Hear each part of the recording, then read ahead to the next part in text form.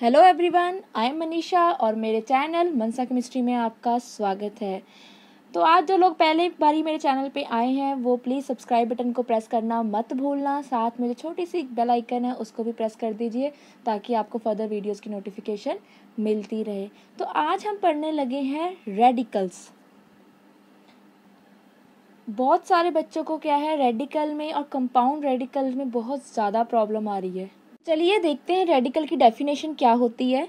तो radical may be define as an atom, कि जो रेडिकल है वो एक एटम भी हो सकता है। ठीक है, जैसे एटम क्या आपके हाइड्रोजन, ठीक है, लिथियम, ओके, बेरिलियम, ठीक है, मैग्नीशियम, ये क्या हो गए आपके सारे एटम हो गए। सिंगल सिंगल है ना ये, तो ये क्या हो गए मेरे एटम। नेक्स्ट हो कहते हैं ग्रुप ऑफ एटम, वो ग्रुप भी हो सकते हैं जैसे SO4 2 negative, okay, SO4 2 negative sulphate and oxide O2, ठीक है, सल्फाइड S2 नेगेटिव, ओके। तो ये इसने क्या बोला, सेम एलिमेंट, ठीक है, group of atom of the same element. Same element जैसे क्या हो गया, O2 से O2 कंबाइन है, ठीक है, तो ये क्या हो गया यहाँ पे, सेम एलिमेंट आपस में क्या हो गया, कंबाइन हो गया। वही अगर मैं डिफरेंट एलिमेंट की बात करूँ तो ये मेरी SO4 वाली एग्जांपल यहाँ पे आ जाती है। या अगर मैं CO3 भी लिखूँ, कार्बोनेट भी लिखूँ, तो वो भी क्या है, डिफरेंट एलिमेंट कंबाइन हुआ, एक सल्फर कंबाइन हुआ, एक ऑक्सीजन कंबाइन हुआ। यहाँ देखूँ तो कार्बन और 3 ऑक्सीजन यहाँ पे लगे हुए हैं। तो रेडिकल कहता है कि चाहे वो एक एटम है, चाहे वो क्या है, ग्रुप ऑफ एटम्स है, ठीक है, कैरी चार्जेस, ये अपने ऊपर चार्जेस को क्या करेंगे, कैरी करेंगे, चाहे वो पॉजिटिव हो चाहे वो क्या हो, नेगेटिव चार्ज हो, ठीक है। जैसे कि यहाँ पे अगर मैं हाइड्रोजन की बात करूँ तो उसके पॉजिटिव चार्ज, तो ये जो आयंस एटम्स होंगे उनके ऊपर क्या होंगे, चार्जेस होंगे। और यहाँ पे देखो जैसे ये क्या है, ये भी क्या है, नेगेटिव चार्जेस लेके बैठे हुए हैं।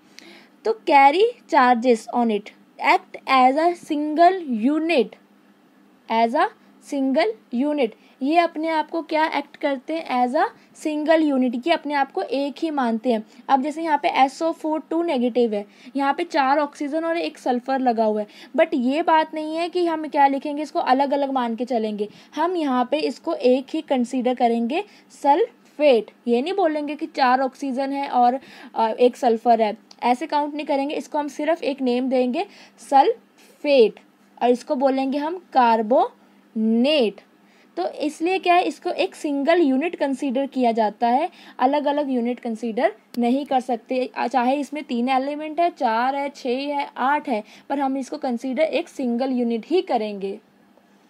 तो नेक्स्ट हम देखते हैं इनके मोनोवैलेंट, डाईवैलेंट, टेट्रावैलेंट आयंस देखते हैं इनके।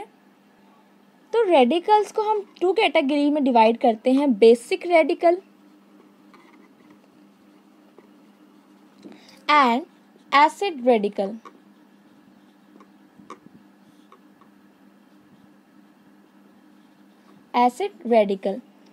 ठीक है। तो बेसिक रेडिकल क्या होते हैं, जिनके पास पॉजिटिव चार्ज होता है, हम उसको बोलते हैं बेसिक रेडिकल। एक तो बेसिक रेडिकल के पास क्या होता है, पॉजिटिव चार्ज होता है। सेकंड बात, हम उनको बोलते हैं इलेक्ट्रोपॉजिटिव, ठीक है, इलेक्ट्रोपॉजिटिव। थर्ड आप कह सकते हो जो कटाइन बनाते हैं, ठीक है, जो कटाइन बनाते हैं, क्योंकि जिनके ऊपर पॉजिटिव चार्ज आता है उसको हम क्या बोलते हैं, कटाइन। और पॉजिटिव चार्ज होने का मतलब क्या होता है, लॉस ऑफ इलेक्ट्रॉन, कि उन्होंने अपने जो इलेक्ट्रॉन है वो लूज करें, मतलब कि किसी को दिए हैं, ठीक है।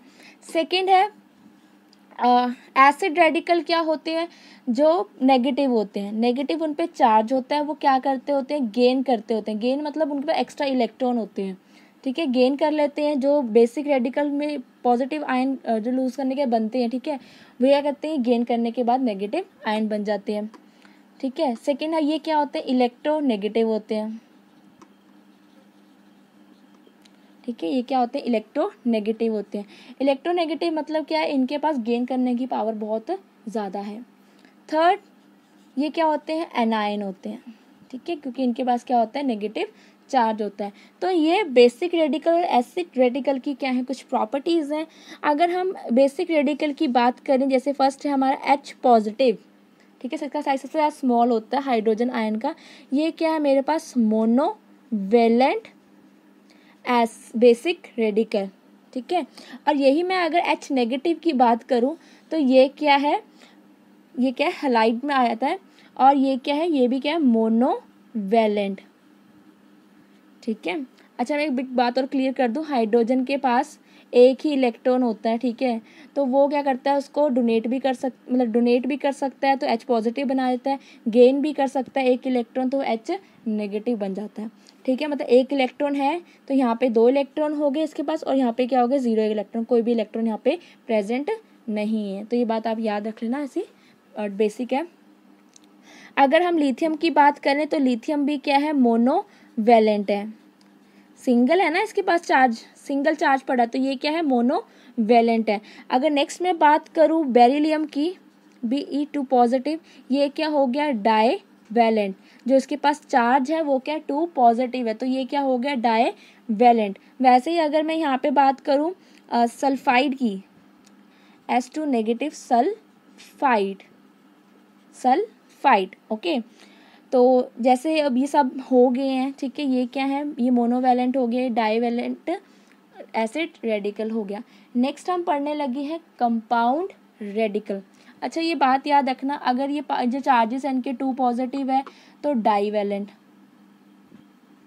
अगर 3 है तो ट्राईवेलेंट, अगर इनकी चार्जेस 4 है तो टेट्रा, ठीक है, 5 है तो पेंटा, ठीक है। तो ये क्या है, ऐसे चार्जेस के नेम आप बता सकते हो कि पेंटावेलेंट कौन सा है, डाईवेलेंट कौन सा है, ये पेपर में पूछा जा सकता है। नेक्स्ट हम करने लगे हैं कंपाउंड रेडिकल। तो नेक्स्ट था हमारा कंपाउंड रेडिकल। रेडिकल्स तो हमने समझ लिए, ठीक है, रेडिकल्स हमने पता लग गया कि एटम और ग्रुप ऑफ एटम, उनके ऊपर चार्ज होगा तो वो क्या कहलाएंगे, रेडिकल कहलाएंगे। पहले आप कंपाउंड समझ लो, जब आपको कंपाउंड पता लग जाएगा क्या होता है तो उसके बाद आपको रेडिकल अपने आप पता लग जाएगा कंपाउंड रेडिकल क्या होता है। तो कंपाउंड की डेफिनेशन में लिखिए, कंपाउंड क्या होता है, combine different atom to make stable, ठीक है। हम क्या करते हैं, कंपाउंड कैसे बनता होता है कि जब हम 2 एटम को आपस में मिला देते हैं, ठीक है, आपस में क्या करते हैं, मिला देते हैं ताकि वो क्या हो सके, स्टेबल हो सके। जैसे आपने पीछे पढ़ा होगा हाइड्रोजन एंड क्लोराइड, ये इन दोनों, जब ये दोनों हाइड्रोजन और क्लोरीन एटम जब मिलते हैं तो आपका बनता है HCl। तो ये क्या, एक कंपाउंड, क्लोरीन और हाइड्रोजन 2 क्या थे, डिफरेंट एटम थे, वो आपस में कंबाइन हुए, उन्होंने क्या बनाया, HCl बनाया। और HCl क्या है, एक कंपाउंड है, तो HCl क्या हो गया, एक स्टेबल कंपाउंड हो गया, ठीक है। वैसे ही अगर मैं बात करूँ NaOH की, NaOH की, सोडियम हाइड्रोक्साइड, तो सोडियम, इसमें भी क्या है कि सोडियम और OH, ठीक है, मिलके क्या बनाते हैं, एक कंपाउंड सोडियम हाइड्रोक्साइड। तो ये क्या होते हैं, आपस में स्टेबल हो जाते हैं। बट आपने एक बात, क्लोरीन सिंगल एटम थे, बट जब मैंने यहाँ पे बात करी सोडियम, और यहाँ पे क्या लिया मैंने, OH, यहाँ पे क्या लिया मैंने, OH, 2 एटम हो गए, अब क्या हो गए, 2 एटम हो गए मेरे पास। तो ये पहले से ही क्या है, एक कंपाउंड रेडिकल है, ये क्या है, पहले से कंपाउंड रेडिकल है। क्यों, क्योंकि यहाँ पे O और H पहले ही आपस में क्या हो गए हैं, कंबाइन हो गए हैं, आपस में क्या हो गए, पहले ही कंबाइन हो गए। बट जो इनके ऊपर चार्ज है वो क्या है, नेगेटिव है, इनके ऊपर जो चार्ज है वो क्या है, नेगेटिव है, ठीक है। ये नहीं है कि पर्टिकुलर एक ऑक्सीजन पे या हाइड्रोजन पे चार्ज है, ये पूरे OH पे चार्ज है, ये बात याद रखना, ये पूरे क्या है, OH के पर चार्ज है। तो ये यहाँ पे ये पूरा एज अ नेगेटिव एक्ट कर रहा है, और ये पूरा क्या कर रहा है, एज अ पॉजिटिव एक्ट कर रहा है, और आपके पास एक स्टेबल क्या बन रहा है, कंपाउंड सोडियम हाइड्रोक्साइड। ये याद रखना, ये कंपाउंड है, और जो ये बना है ये क्या, कंपाउंड रेडिकल, ये क्या है, कंपाउंड रेडिकल। जैसे अभी आपने पीछे भी पढ़ा होगा, हमने SO4 नेगेटिव लिया था, ठीक है, ये लिया था ना सल्फेट। ये सल्फेट क्या करेगा, अगर हाइड्रोजन के साथ क्या बना लेगा, बॉन्ड बना लेगा अपने, ठीक है, क्योंकि यहाँ पे चार्ज 2 था तो मैंने यहाँ पे 2 लगा दिया, H2SO4, ठीक है। जब इसको ब्रेक करेंगे तो ये H 2 में हो जाएगा और ये SO4 2 नेगेटिव ही। जब ये ब्रेक हो रहा है तो आपको ये पूरे क्या मिल रहे हैं, यहाँ पे तो आपको हाइड्रोजन एटम ही मिल रहा है, पर यहाँ पे आपको क्या मिल रहा है, पूरा का पूरा सल्फेट मिल रहा है। ये नहीं है कि ये भी ब्रेक हो जाए, ठीक है, ये नहीं कि यहाँ पे सल्फर अलग ब्रेक हुआ और ऑक्सीजन अलग हुआ है। यहाँ पे क्या है, वो दोनों एक ही साथ एक सिंगल यूनिट होके बाहर निकले हैं, ब्रेक हुए। तो जो ऐसे कंपाउंड रेडिकल होते हैं जो 2 से ज़्यादा के बने होते हैं, उसको हम क्या बोलते हैं, कंपाउंड रेडिकल।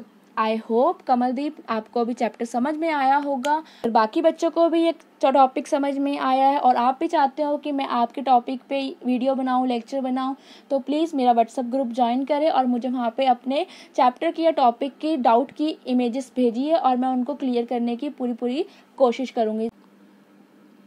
व्हाट्सएप ग्रुप को ज्वाइन करने के लिए डिस्क्रिप्शन में एक लिंक दिया गया है, आपको जस्ट उसको क्लिक करना है और आप ग्रुप में क्या हो जाओगे, ऐड हो जाओगे। Thank you, bye bye and have a nice day.